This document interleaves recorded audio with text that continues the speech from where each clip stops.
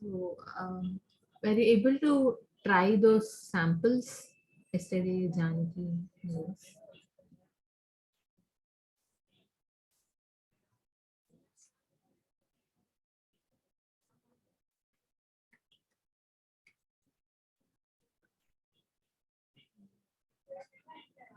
Am I audible to you?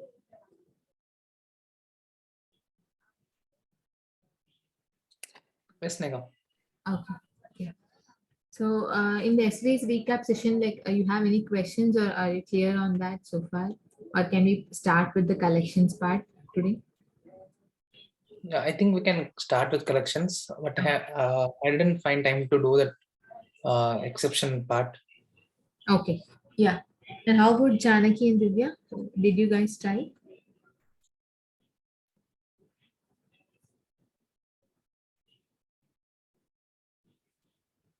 Okay. Let me share my screen. No, Sneha, but So we'll be seeing today about the collections, which is the major part in our development. We'll be using predominantly the collections in all our coding practices. And before going to collections, we need to understand what is a data structure and what are the characteristics of a data structure and what are the types we have and how we are going to implement them using Java language. So, you have any idea about the word data structure? You can split and then give your own definition if you're aware of. Just tell me what is a data structure from the term you hear.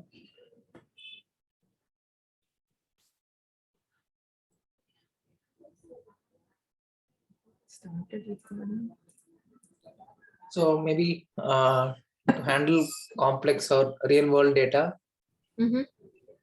we use data structures. Okay. So, yeah, to handle the real world data. So, the data is something which we are predominantly like dependent on these days, and that is getting compiled every day with huge amounts, millions of data, right? So, how we are going to organize them, and how we're going to store them, and how we're going to use them. So, for that purpose, we have something called algorithms.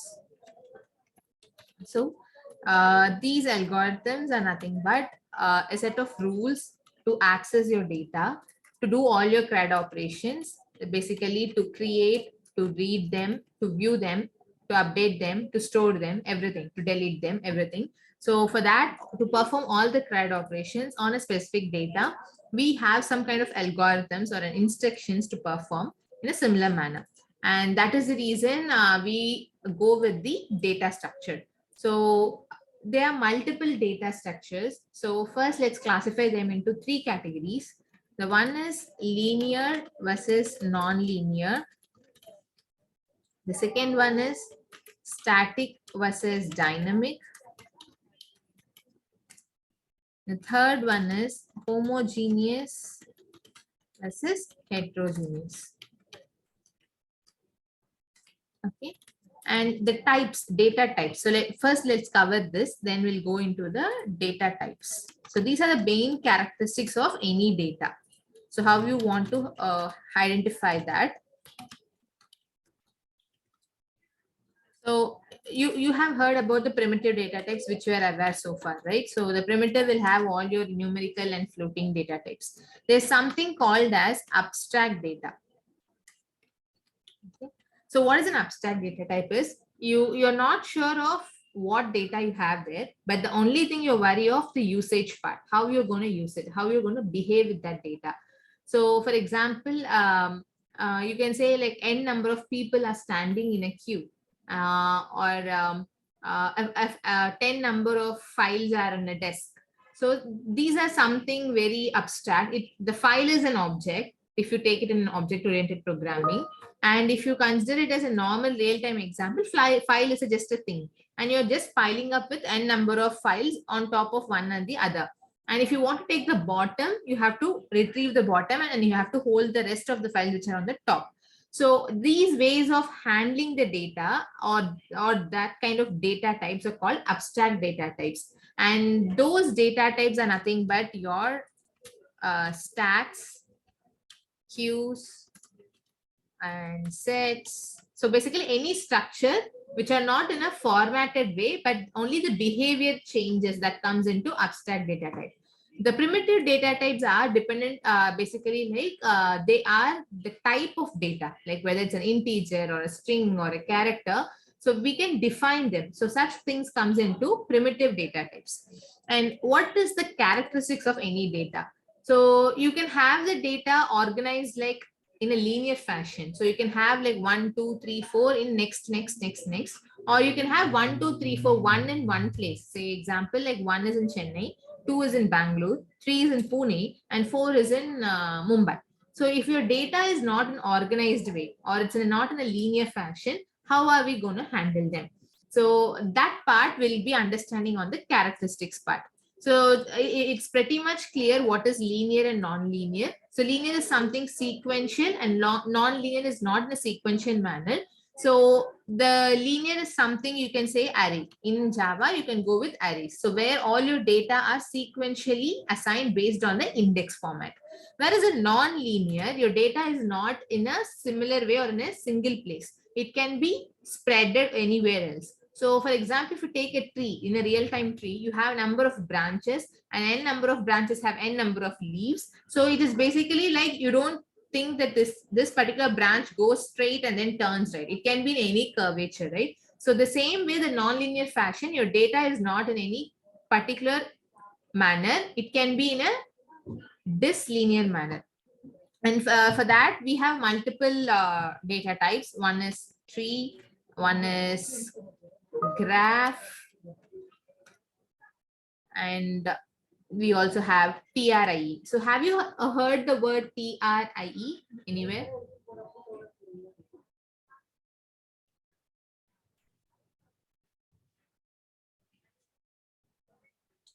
No, Sneha. Have you ever heard the data structure name TRIE? Is it inverted tree or different one? It's a different. So if you see in your Google search engine, you go and give some keyword, which is a string, and it will help you to search and it will give you number of entries on your first page. So the tree is something, any object. It is not predominantly only string. Whereas TRIE is data structure, which is not a tree, but it is basically a sequence of strings. So we can witness this type of data structure in your search engine optimization. So these kind of things are something which are not actually in a linear fashion, they're non-linear. So second characteristics of any data is static and dynamic, or fixed and then something which is growable.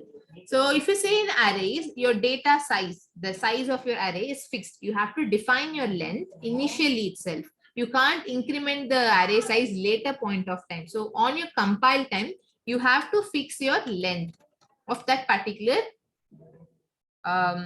the collection or a data structure. Whereas in dynamic, it is something growable, which is dynamic in nature, which can grow anytime. So even in runtime, you can actually increase the length. So that falls into dynamic. So all your array list, linked list, oh, don't worry about the terms. I'll be explaining that soon. Hash map, hash table, all these have a growable nature and they are not static in nature. Now coming to the third characteristics, homogeneous versus heterogeneous. What is homogeneous? So it's having a same data type. So if you go into your arrays, you can actually have only a same data type. If you're creating an integer array.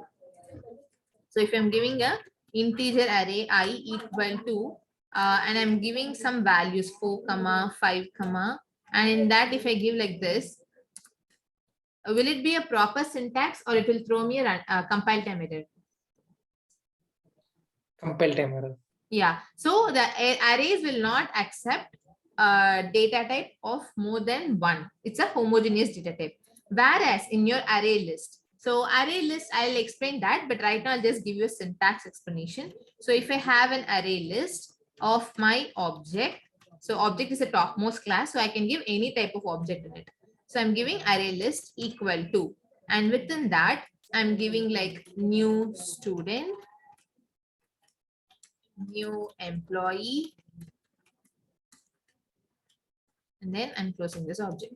So if you see here, this is a topmost class. So this is a type reference happening here. So in the type reference, I'm creating the topmost class and I'm giving the objects of my child into this. So this will not give you any kind of compile time error. It is still acceptable. So where you're having more than one data type, you're having a student and you're having an employee of a different class or a different object, and you're assigning that to an object class. So this falls into heterogeneous. So all your collections, like basically all the time which are dynamic in nature and which are runtime, we can increase your size, and which doesn't fall into array category will all come into the heterogeneous category. So you should have heard the term generics. So can someone say what is generics, if you remember?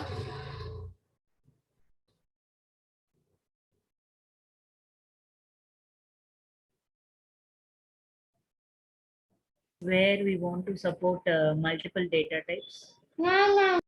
Yeah, exactly. So if you want to have more than one data type and something which is like unpredictable, you don't want to make it very static like in your array, like fixed data type. You are making it more reusable piece of code so that anytime you can give any type of data on runtime and you should be able to execute that piece of code. For that purpose, we are going for generics. So all your collections, so all your data structures which we are going to implement through Java apart from arrays are mostly compatible to generics. Only arrays are not compatible to generics. And coming to the other point, and this one, we have one more thing called hierarchical data, where you can say your trees, graphs, all can come into this particular data type. So till now, any questions? So characteristics of data and the data types. Do you have any clarifications on data related information alone? If not, we'll go ahead on the further detail about each data structure.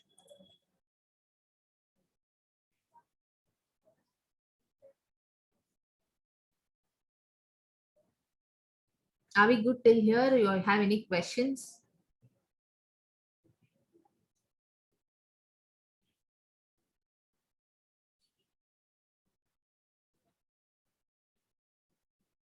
Can I take silence as yes?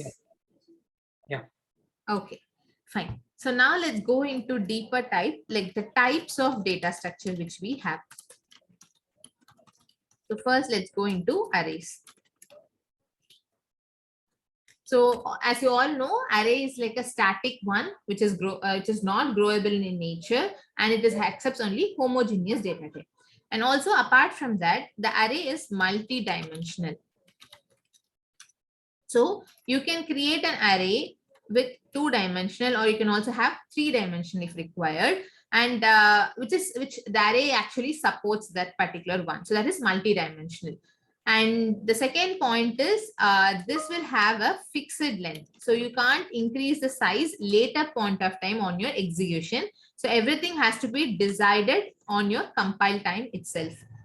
Third point on your arrays is you can do all your operations based on index.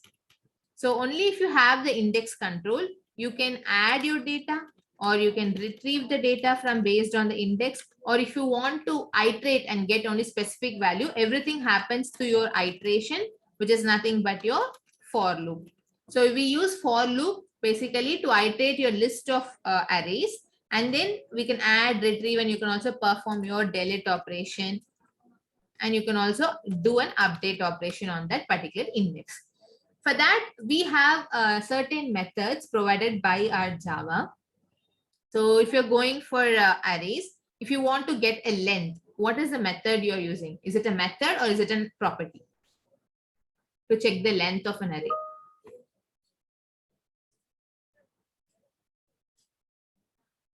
How do you check the length of an array? You have tried this one, so I think you should remember. Array length variable. So length variable. So we just use with length property to find the length of this. And to retrieve or to add something, do we have any methods in case of array? we just go int array int I equal to new int of, and we decide some size. And here we just go and give int I of 0 equal to 50. That's it. And if you have a like I defined in this format, like int I equal to, and here if I have the values like 2, 3, 6. And if I want to iterate, I'll go again with the for loop, and I get the entire list of data using a for loop. So this is a basic method. So why are we are approaching with something called array list? So before going to array list. So what is a list? So why are we going to this data structure instead of arrays? So we have pros and cons for each data structure, but we also have additional data structures because this particular array supports only homogeneous and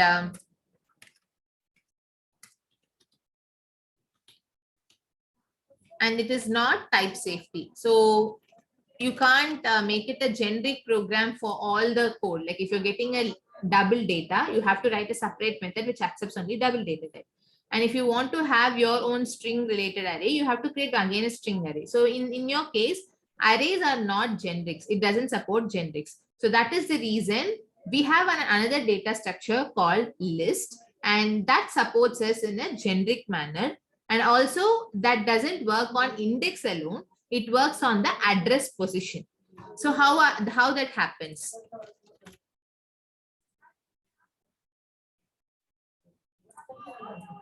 So usually in your array, this would be the structure, how your data gets set and everything.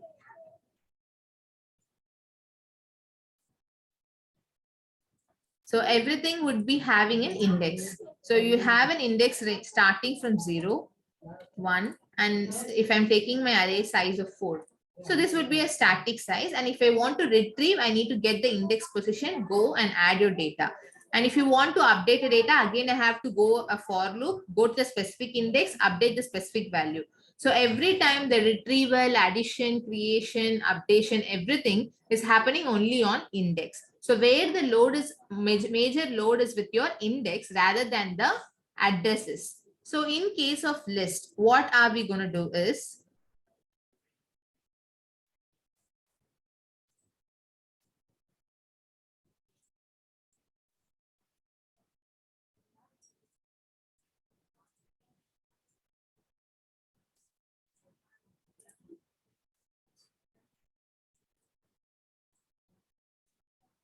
so every list is linked with an address. Okay.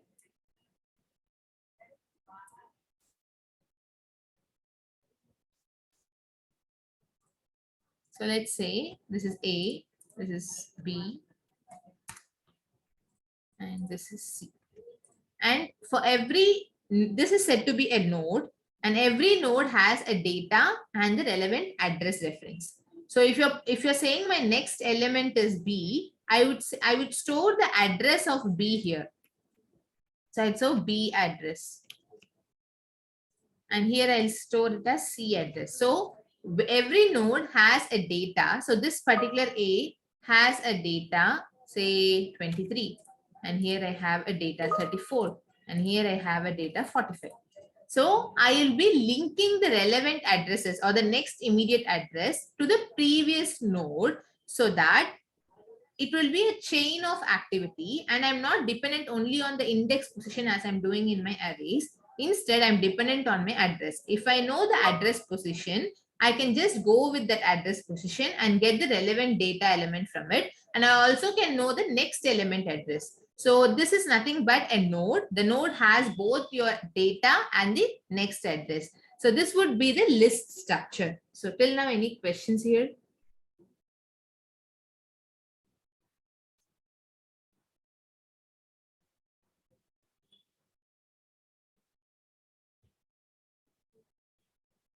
Are we good here?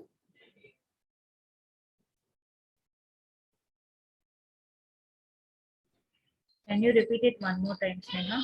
No. Okay. So the list is just an abstract data type. Okay. So, and if you see, this has both a data this particular element will have a data and the next relevant address. So we are going to link the next node based on the addresses and not on the position. Like earlier we were having this index position, and this particular array will completely stored in one memory location.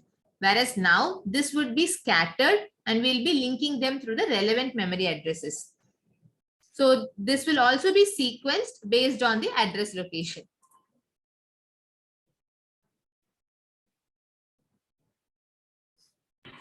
Okay, Sneha. Okay, so now we have something again similar. This is the structure of your list. And if you go further down, this list is classified into two categories. One is array list and the other one is linked list. What is the difference between these two? So you guys have ever come across these two terms?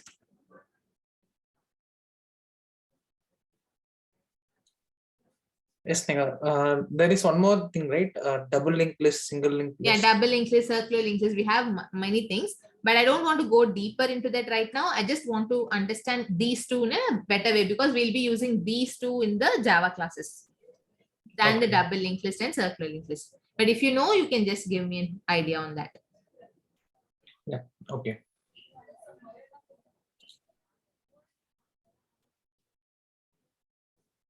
You're going to share some points on array list and linked list. Okay. I thought you asked just for reference, like. No, I I'm have just giving you heard this. whatever you know about array list. You can just share. Anyway, I'll be taking again. Okay, array list. I don't know much about array list and linked list. I just know the concepts. Not sure of the difference. Yeah. Okay, fine. So array list and linked list both works in a similar way. The only thing is, in your linked list, you will be having a structure to your previous node. So if you go to your, say, this is the normal link structure, right? So if I have a linked list, this node has 3 categories. So my data would be here with, say, 3, 4, 5. And here I have my next address. And here I have the previous address.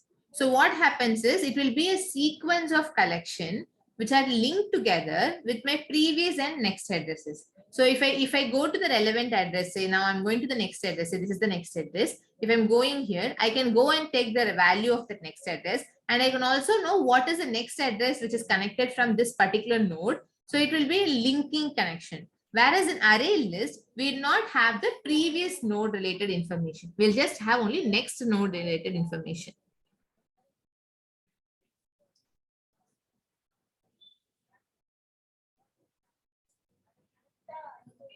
And what are the kind of operations these two lists does? So this is again like the basic CRUD operations. So in earlier, like when we wanted to add some data in an array, we were just going and assigning a value directly to the specific index. But right now in array list, we have the methods given by the Java classes or by the data structure, where we can do some valid operations, like whether my list is nothing but a huge value, right? So it's having more than one element. So we can check whether the list is empty or not. That would be the initial check.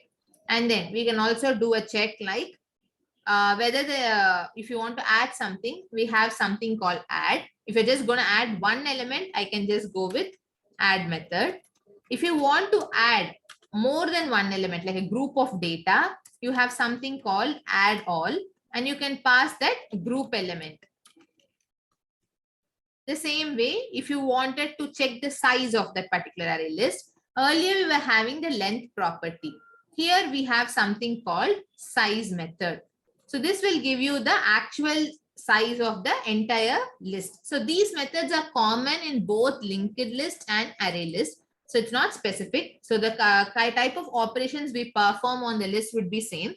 Only thing is, like, when are we going to choose linked list and when are we going to go with array list? Is that what we need to understand more better way when you start programming? The second one, if you wanted to do a removal operation, you don't want that particular value. Say example, in your array list, you have like 2, 4, 5, 4, 6. I don't want 4 again. I want to remove it. So I can either remove it based on my index or by the element position. So I can have a remove operation. And you can have the other operations like doing your sorting, or you can go and find the element based on the index. So all kind of the operations which you perform can be done using this array list provided methods. But why do we classify this list into a collection in Java, and why not the arrays into a collection? So this would be again one more question which pops up. The only thing is, like in arrays, we can't majorly access all your object types, all your classes, like integer wrapper class or a float wrapper class or a student object or an employee object.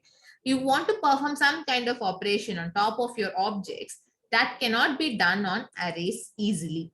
And that is the reason we have got something called collections in Java. So is collection a class or an interface? So we have two things in collections. There are multiple classes as well as interfaces. So let me show you that.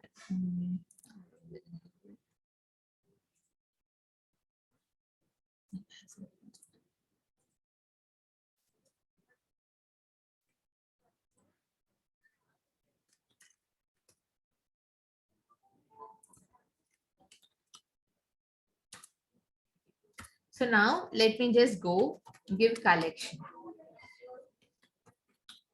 So you see here, there is a collection from Java util package and collections from Java util package. So what is the difference between two? So there is a class collection and there is also an interface collection. So what is the difference, and why do we need to have it as a class and why not as an interface? It's something it pops up every time. So if you go into this collection interface, you can see all kind of operations which we can use from any type of data.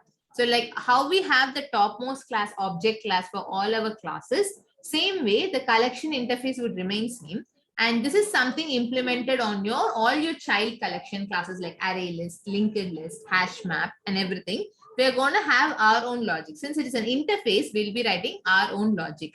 So if you see here the methods, you can see that you can check the size. You can check your collection is empty or not.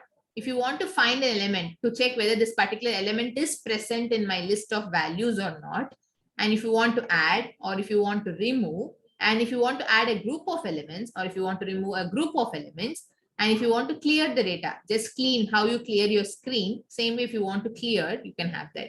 So why do we have it as a collection? And what do we have in our collection class?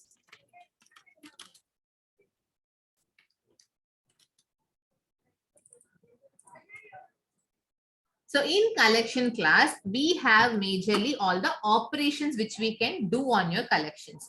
So like sorting, or if you wanted to swap your data, or if you wanted to do kind of operations, any kind of operations, that can be given by your collections class.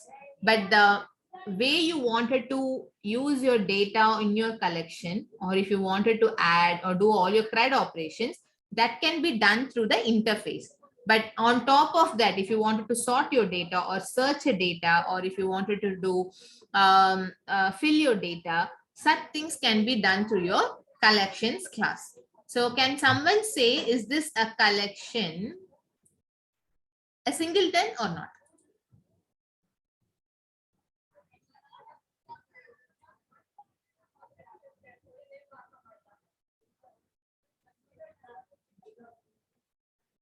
Hello. Guys, are Yeah, you so yeah, we are there, but we forgot that singleton definition.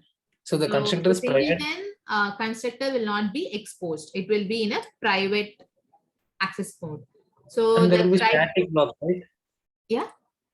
There will be some static block, right? Yeah. So we have the methods as static. So if you go into sort, you will see there's a static method. So we'll be using collections dot sort method and not creating an object. So this is a singleton. So if you want to create any object, you will not be able to create an object directly. So all those methods are by default static. So you'll be accessing only with the class name dot the relevant method name. So if you wanted to find the minimum value from your list, or if you wanted to find a max value of your list, or if you wanted to reverse your data, or if you want to rotate your data in a circular fashion, everything can be done, but everything can be done only by accessing directly as a static method and not creating an object. So that is the reason your collections class has a private constructor. Okay. So far we learned two things. The one is your collections class, and the other one is collection interface. So what can we create an object for interface? Will be able to create an object to interface?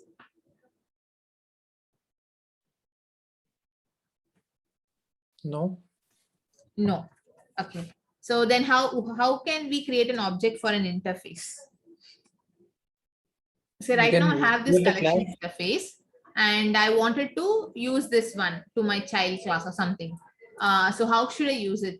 How can I use these methods in my class, like size is empty in my classes? How can I use them? Implement the interface. Yeah. So now let's go into the array list. So if you see here, this particular array list implements an abstract list. So initially we talked about something called list, right? That is the one which we are creating over here. And this is again extended from your abstract collection. You don't need to worry about much. This is the place where you're actually implementing your collection interface. So from your collection interface, we have this abstract class. So when do we go for abstract class? When you have a common logic, common method, or a similar piece of code which is being reused again and again in your child classes, then we'll be going with an abstract class. And if completely a different logic for your children, we'll go for interface. So what we have done here is we have created an interface with all the methods which is common for your array list, linked list, everything, right? And in that case, we created an abstract class. So in this class, we have written few methods as abstract size. So based on the data structure, we'll be having our own logic. But this particular method is common. So that is the reason we are just using isEmpty and we are just validating it. So wherever you want to use isEmpty in array list or in linked list, we can just directly use isEmpty because it's a common piece of code. But to check an iterator, to do an iterated logic, or if you want to do a size check, or if you want to check whether this particular element is present in my list of values, in that case, I can have the logic common, or if it's something different, I can make it an abstract. So that is the reason all your classes are in abstract. Now going back, this abstract class collection. Yeah. So this is an abstract list. So why do we have this abstract list? So in this again, you can see a methods like add. To retrieve a data, you're using a getter, and to set your data using a setter method based on the index. So internally in your array list as well, you will be inserting your data based on the index position. So coming back to this diagram. So if you see here, this is a address which is in having a value 23 and this is having a next address. Similarly, you have everything. So if you want to insert a data between 34 and 45, so I wanted to add one more node here and I wanted to know my next address. So what I have to do is internally, I need to change this next address to new address, and this C address has to come back here. And my data has to be here with 37. So earlier the link was between these two. Now I'm making a link between 37 and then back with the 45. So the link is getting extended. But how does it happen internally? To do that, we again dependent on an index position. So that is the reason whenever you want to set a data or you wanted to manipulate this data, we will have an index as well as the element. So in which index you're going to change and what value you're going to update. So that particular thing can happen only through your set operation. And here you have the index of to get the relevant object based on your positions, and you can remove the data. And let me come to this iterator a little later. So iterator is similar to your for loop, how you iterate 10 number of elements and get one by one. But here we have something called iterator as a predefined or an inbuilt function given by your list collection, which we'll reuse again and again when we wanted to iterate your list of elements. So this abstract list is basically gives you so if you see the earlier abstract collection is also an abstract class, and right now the abstract list is also an abstract class. So an abstract class can be extended in another abstract class. So there is no hindrance like you should extend only a child class which is not abstract. You can still extend the abstract class within another abstract class. That is possible. And now coming back to your list. Yeah. So now if you see, we are extending a common code, which is abstract list and which has all the logics for you. And now it is further implementing one more interface called list. So what is this list? We already saw the same thing in the abstract list collection and abstract collection. But why do we need to have an explicitly a list interface? So this is a category. So in your collection, the list is the topmost parent, which is classified into array list and linked list. If you go into a set, you again have hash set or a tree set or a concurrent hash set. So same way, if you go for map, you have hash map and you have further categories. So what is the major difference between list, set and map? So the thing is, if I have a data set like this, 2, 4, 5, 4, 6, right now 4 is like a duplicate. I have twice in it. The list will not segregate the duplicate elements. It will just give whatever you have given. So it will not avoid duplicacy. It will give you the exact data you have given.